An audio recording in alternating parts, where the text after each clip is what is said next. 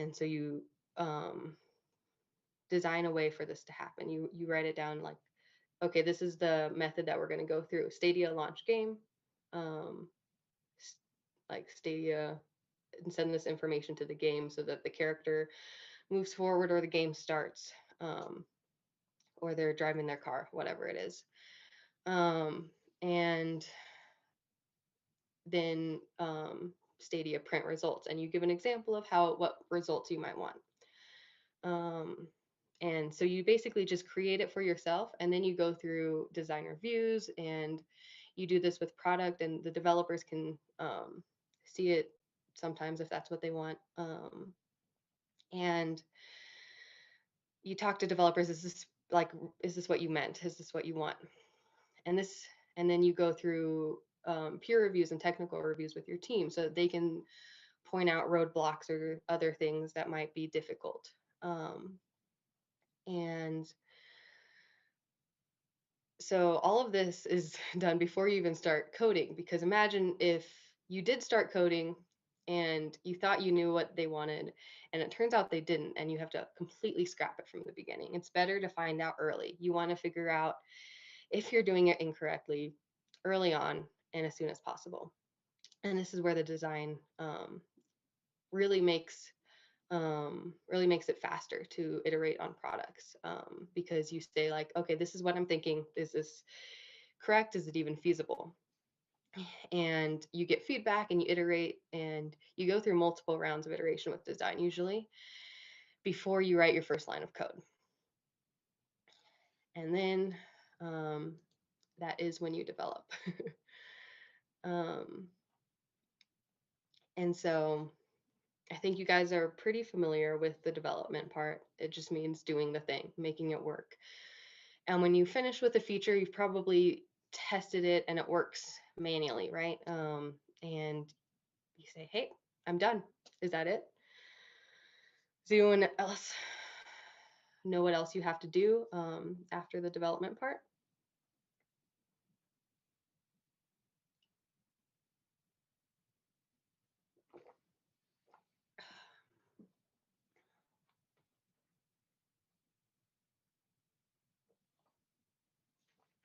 I see test it, which is correct. Yes. And why do we have to test these products? What's the point of it? You've already done it manually. So, and you've seen it work. Why test it?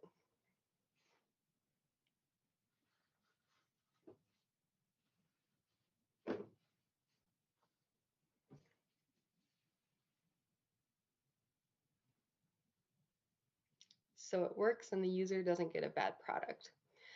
That's true, but I already said that you tested it. You tested it manually, but why do we write tests? Why do we make sure that these tests are running constantly? Um, so that the player can play it easily. Yes, but again, this is like, we want to write tests so that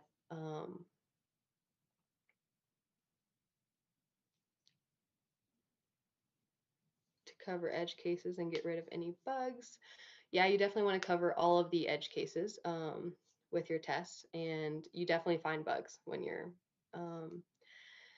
testing. And so one of the things that can be difficult with manual testing is covering all of these edge cases. And it's pretty time consuming too. And so one of the things and one of the reasons why you test is, like, beyond just the manual first testing, is so that if things change in the future, for example, let's say a library that you're using gets deprecated, meaning that they're no longer supporting it, or they could even change their functionality. And this could break your code pretty easily.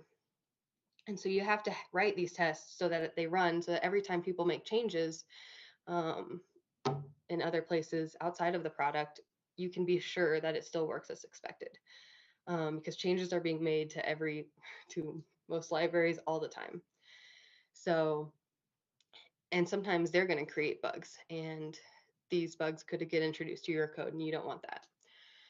So um, those are good reasons. And another good reason to test is because, let's say, product or the developer comes back and says, well, we also want to be able to start up two games and have them interact with each other to automate testing multiplayer. Or we want to automate testing how this scene works on a faulty internet connection. There's a lot of different things they could also ask for in addition. This is, you know, one feature where other features get built on to it over and over again. So then, great, you go and you add this new feature to it and you manually test that feature.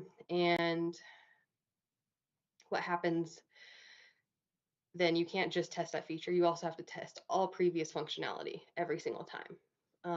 And then another feature gets added on and you test that feature.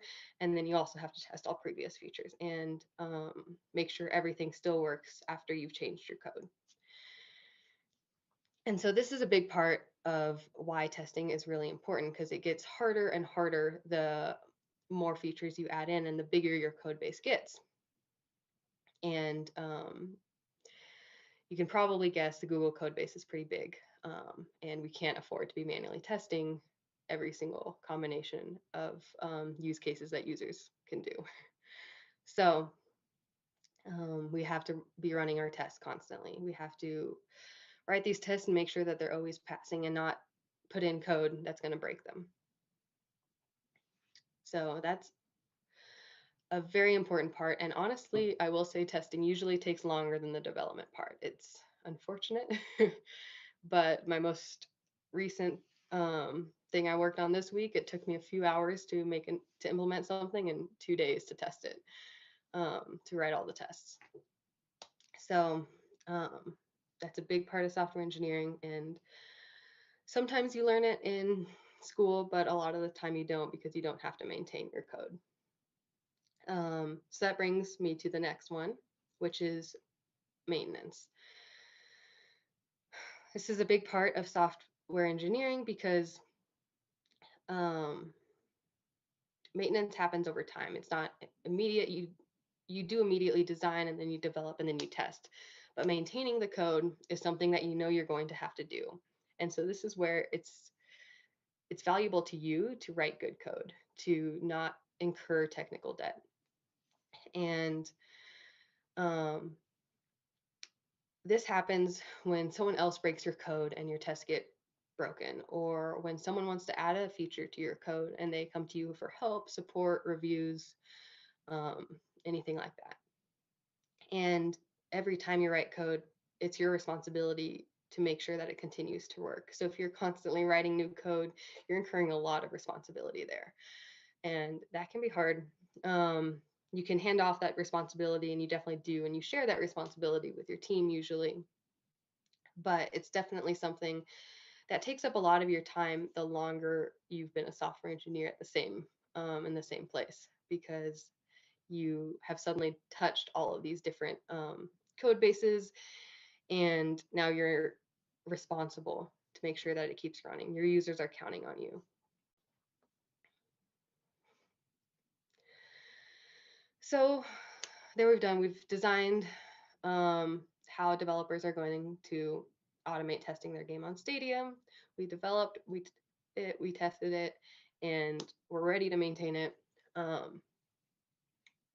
Is that it? Does anyone know if there's anything left here?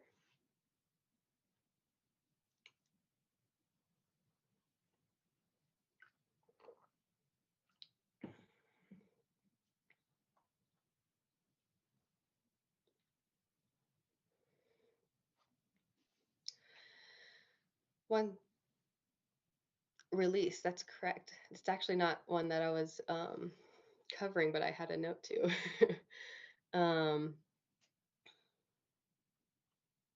But yeah, you have to release it, and this is often called rolling out. And it's basically the process of moving your code from development to production.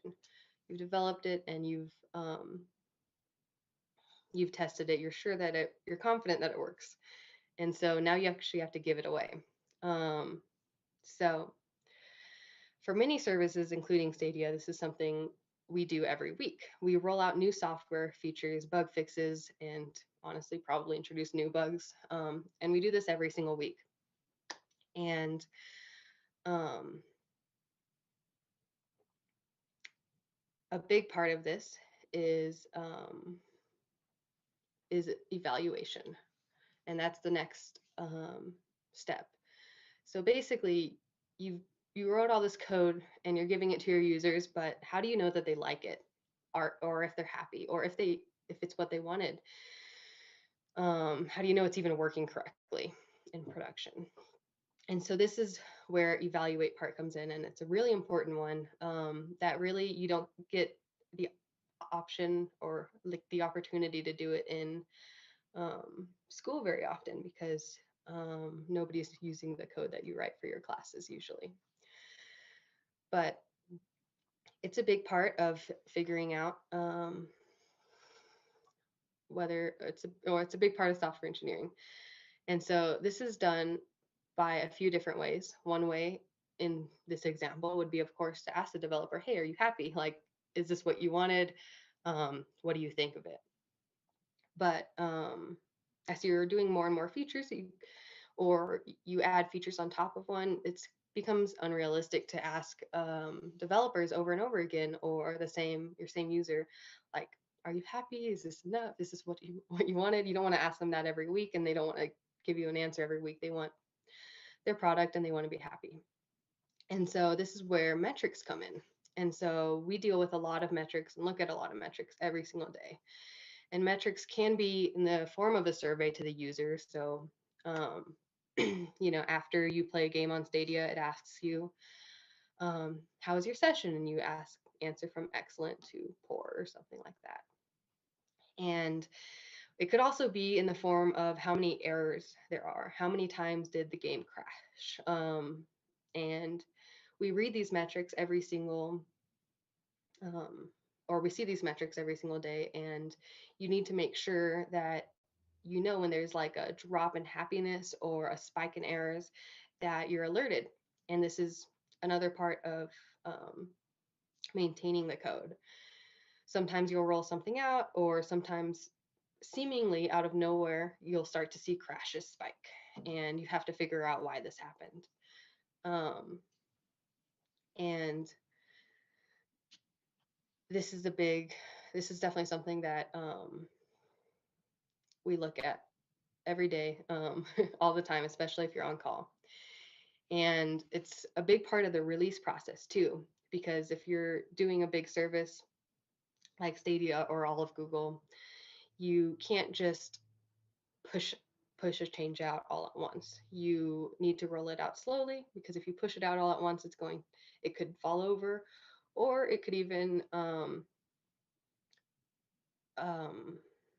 like you could push a bad image without knowing it. There are plenty of bugs that get through testing and manual testing, and you never find them until they reach production and your user does something weird and uncovers a bug.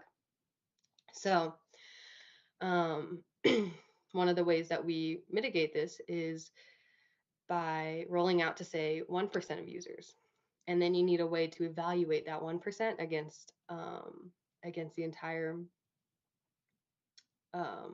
fleet. So we evaluate 1% against the 99%. And usually you automate this. And so, like, you have a machine looking at these metrics and deciding whether it's a good build.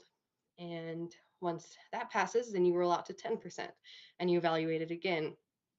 And if everything goes well, you finish rolling it out to your users. If not, you roll it back and you figure out what happened, you fix it, and you try again. And so this is something that happens every single week for us, and that's a pretty common cadence for software engineering as well. And our Uncaller does this to Stadia. So we've gone through all of the software engineering um, steps and stages, and I hope this opened you up to a little, or gave you a better idea of what a software engineer actually does and how long it takes to get to just do a feature, and what it all entails. It's not just development, um, but it's all exciting and new. So I was going to talk to you guys about advice I had with interviewing with both Google and just personally. And so these are my points, so they might be a little bit different than what you might find on average, um, on the internet. So these are things that help me. So the first thing to think about is think about it from the interviewer perspective. Like, what do they want? What is the point? Why are they interviewing you? And they want to see where you're at, and they want to know your skill. So it's really good to recognize that if you can actually finish an entire question or an entire interview question, then it's not a very good question, because that means they're they found out that you are at least this good, but they didn't actually test where didn't actually find out where you are. They want to you to finish somewhere in the middle, because that's what makes a good question, and that's how they figure out where you are in your learning, your studies, or just in the world. um, and so if you're finishing this question with time to spare, then it's not a good question. And so if you think about that, don't think that you have to finish everything. You don't, when you're overwhelmed and looking at an interview question, don't think like, oh my God, I can't finish this. You're not supposed to. You can work on it in stages. You just need to make progress. They want to see your work.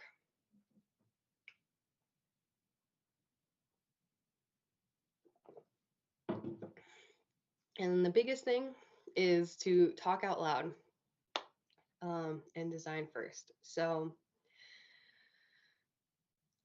they say this a lot, and it's very true. If you're not talking, there's no way for them to know whether you're thinking at all.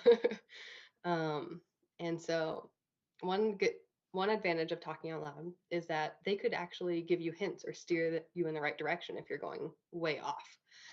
Um, and the other part is, like, if you design first and they see it, and you can kind of get a feel of whether you're going in the right direction, um, before you get too far in, before you're deep into coding.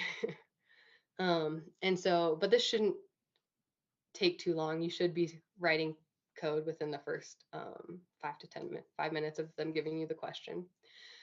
Um, but that doesn't mean you have it all figured out at all. you So, but yeah, just don't leave silences or too long of a silence in the interview. If you need silence to think, that's fine, but they need to hear what you are thinking as well. Ask questions when you're unsure, because sometimes you're thinking of a problem way bigger than it actually is, or sometimes they'll allow you to start smaller. Sometimes, again, they'll give you hints or things like that. And another point is to test your code. So if you are towards the end of the interview, like time wise, and you're not sure whether you should try to optimize it or fix something or just test that it works, I think you should go the test your code that and make sure that it works route, because if they on a phone screen, and there's a couple different options. One is to use the brute force algorithm. This is a route that I go a lot when I'm looking at a really scary interview question. Use the brute force algorithm. It um, it often, like, you can tell your interviewer, like, you know what, I'm going to start with brute force, and then we're going to see where it goes from there. And um, then you can optimize it as time goes on, but at least you have an answer there. Brute force is better than no answer at all, and you can talk about at the end about how you would improve it. You don't have to actually code it all. Simplify the problem, add some constraints that make it easier. You want to get something on the board. You want to have some solution. So if that requires simplifying the problem, then do it. Um, and then finally, explain why you're stuck. So again, don't just stare. Say like, this is what I'm thinking. I'm not sure what to do about this, and they'll give you a hint because they don't want to stare at you staring at a whiteboard for 30 or 45 minutes. That's not enjoyable for anyone. And they do want to see you succeed unless you have an awful interviewer. They don't want you to fail. And in the end, practice, like practice interviewing and doing a lot of them really makes a big difference. And the other part is good luck because unfortunately, like you could get an interviewer that has had a really bad day, and part of it does come down to luck. And I think this is good to know because you can do everything right and still not get the job. And that's unfortunate. And sometimes it comes down to head count. And so don't, it's not the end of the world. And you can try again. And with Google specifically, always talk about scale and challenges in scaling a product. For example, like how much data space or data like space you need to store all this data if it's a lot of data.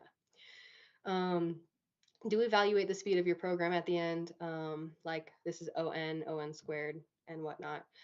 And it's fine if it's not the fastest way. It's totally fine as long as you recognize that, and just tell them what the speed is and try again.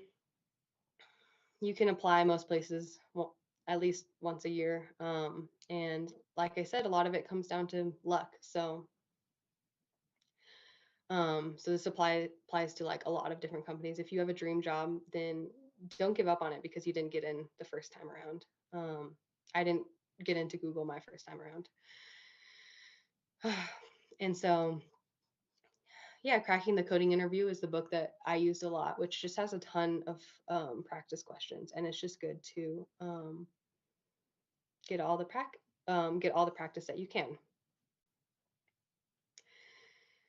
Anyway, I think that's all I have for you, and I'm going to leave it open to the floor for questions. Feel free to ask questions in the group chat.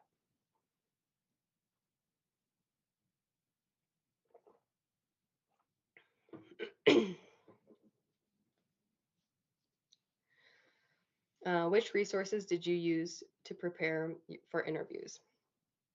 And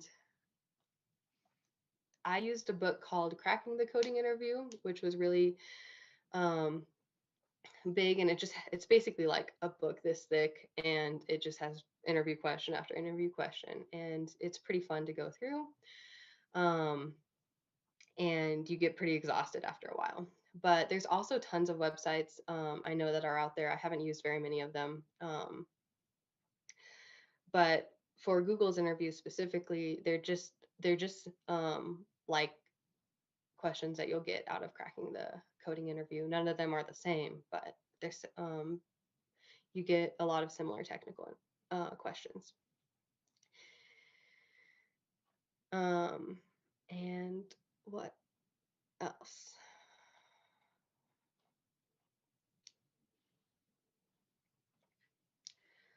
Is software engineering at a company like Google a continual learning process, more so than college? Um, More so than college? It's hard to say, given that I went from knowing zero coding. But yes, it's definitely continual. I'm learning new, like how to use new products within Google and outside of Google, and building new things every day. And the other thing about Google is that it's so big, you're never going to actually understand all of it. I mean, I would never understand all of Stadia. And so, um, you can always they make it really easy for you to switch between teams if you are bored, which I've been here for 2 years now, and like every new project is very new, and I'm learning new things. A lot of the time, I'm learning a lot about Linux, and um, yeah, you learn a lot. And if you're not, for whatever reason, it's so easy to they make it very easy to switch teams, and you can find a new job within Google.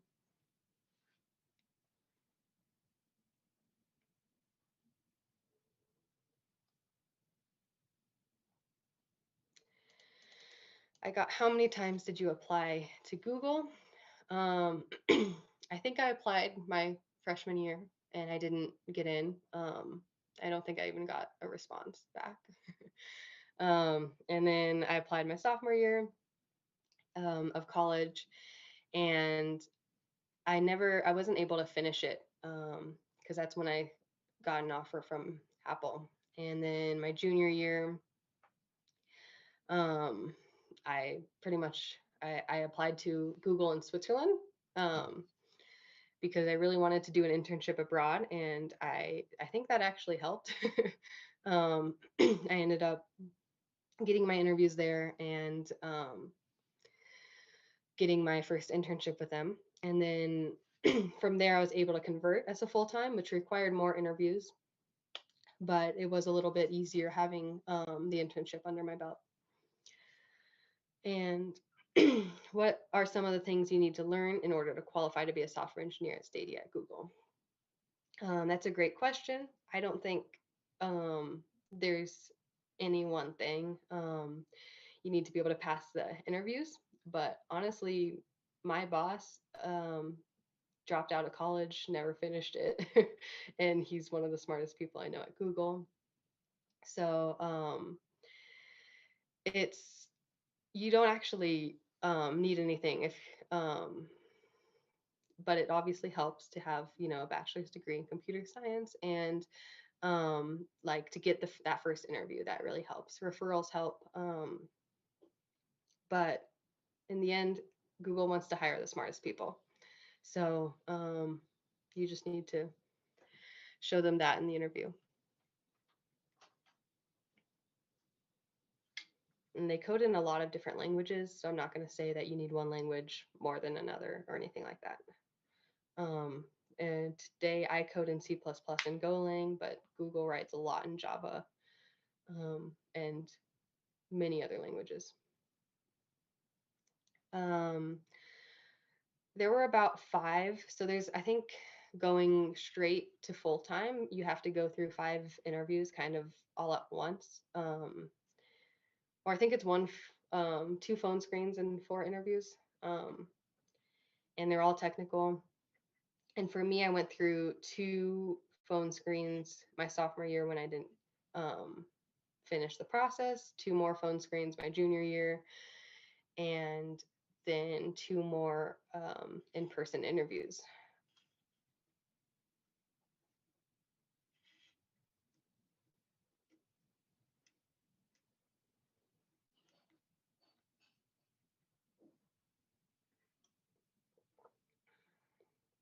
Anyway, I think we're running out of time, but I'll read this last question. Do hire companies like Fang only hire people who go to um, top schools or give internships for top school students?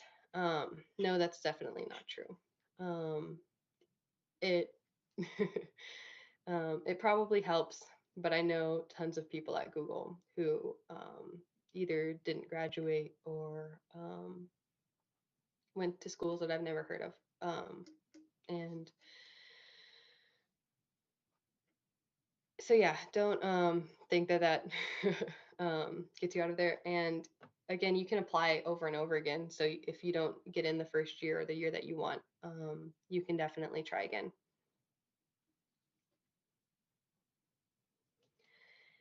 And with that, I think I'm gonna finish the presentation.